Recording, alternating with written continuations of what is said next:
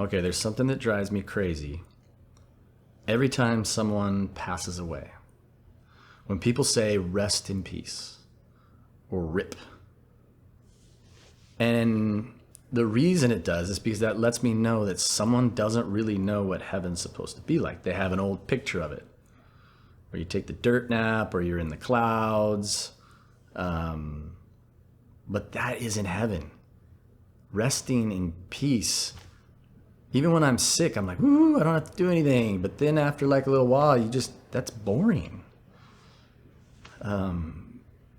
Heaven, there will be a time to rest in heaven, but it's so much better. And so what we're going to do is we're going to look at that. We're going to try to answer this question. What does heaven look like? What does Jesus say it looks like? What does the Bible say it looks like? And why does that matter? Like, why would Jesus talk about what it looks like? Why would Peter talk about it? Why would the writer of Hebrews talk about it? And so let's jump into it. First of all, heaven is going to be a new earth. As we talked a little bit about last week, when you die, you go into the presence of God. And heaven is wherever God is. But it's been made clear that heaven is going to be moved here, not to this earth, but to a new earth. It says here in Revelations 21:1, I saw heaven and earth, new created, gone the first heaven, and gone the first earth, and gone the sea, meaning the old sea. Because John, who's writing Revelation, is on the island of Patmos. So for him, he sees a lot of water. So he obviously, in this vision that God has given him, shares what God is showing him, because God wants us to know.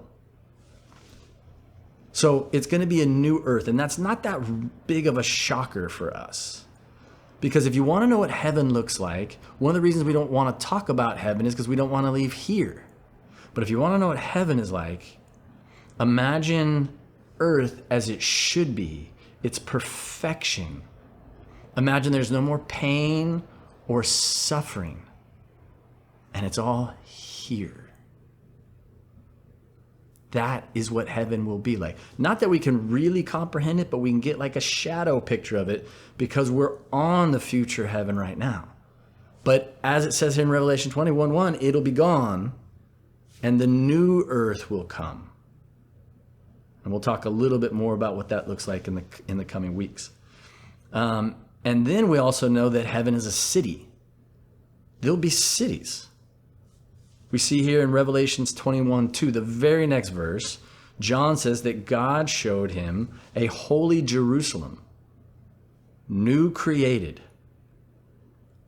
descending resplendent out of heaven, as ready for God as a bride for her husband. So heaven is going to be a city. And we know what cities are like, but we need to make the connection here. Because when we think of a city, we know there's going to be a commerce. We know there's going to be architecture. We know there's going to be organization. There's going to be activity, creativity. Except commerce will be different. It'll be more about creating and sharing probably. Jesus doesn't get into those details. God, when he's talking to John, doesn't get into those details. But we need to see that picture. It will be much like what's happening here, except perfect. So if I'm ruining your cloud image, sorry. But my guess is we'll find a way to fly because we already have some of those ideas. The point is that when you picture heaven, don't picture it as a place you rest in peace. It's better than that. But this is my favorite part about the description of heaven. That heaven is a home. I don't mean a house. I mean a home. So we see here in Hebrews that heaven is described as a country. And the word for country is home or homeland. And so here's how it's described.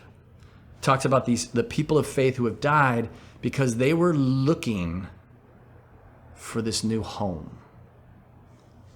And in verse 16 of Hebrews 11, it says, but they were after a far better country than that, a heaven country. And that word, like I said, is loaded.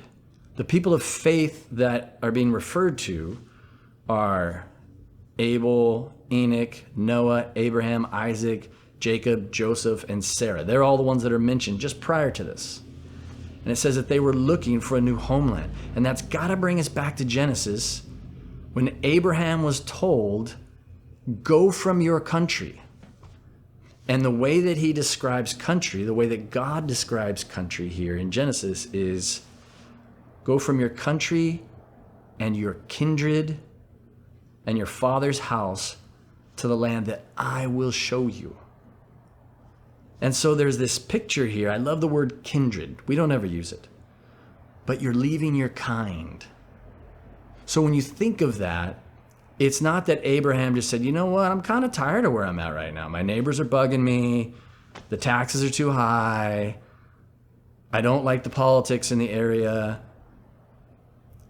He doesn't even think about leaving because it's home. But God calls him out.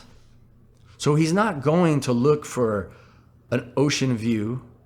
He's not like, hey, I kind of want to live a little closer to the mountains. He's looking for God because he knows wherever God is where home is at. Even for us here on this earth, when we make decisions and we move, don't look for something better. Look for God. Because where he leads you is where you want to be. And so this idea of heaven is this full circle for Abraham. It's been found. Because Hebrews is talking about heaven. But they were after a far better country than that.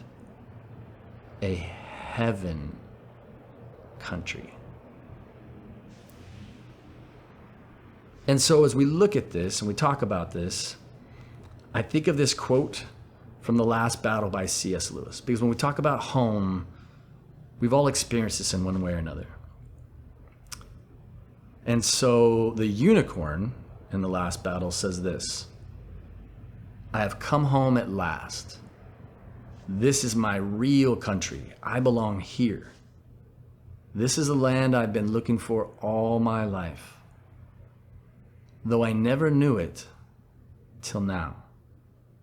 The reason why we love the old Narnia is that it sometimes looked a little like this. And so when I hear people say rest in peace, or when I know that people don't have a clearer picture of what heaven is like, then this seems like the best as it's going to get. But the reason it matters that we get a clearer and clearer picture of heaven is because the more clearly you see heaven, the more you realize that this is not our home. Like Abraham and Enoch and Sarah and Joseph, they knew that something wasn't fully right here. But when you're next to God, then everything's right. The kingdom of heaven, the way it's supposed to be. And so we can walk through this life not only living different, but also with hope, even in the face of death. Because as God says in Psalm 23, as a shepherd, even though I lead you through the valley of the shadow of death, David says, I will fear no evil, for you are with me. I don't know how many times you've faced death recently, but I've had to face it a few times recently, and it's scary. But as soon as you remember this is not home, as soon as you remember what a picture of heaven, then you can go, okay, Lord, I'll go where you lead me. You live differently here. when you know what your true home looks like. We'll talk more about this next week. God bless.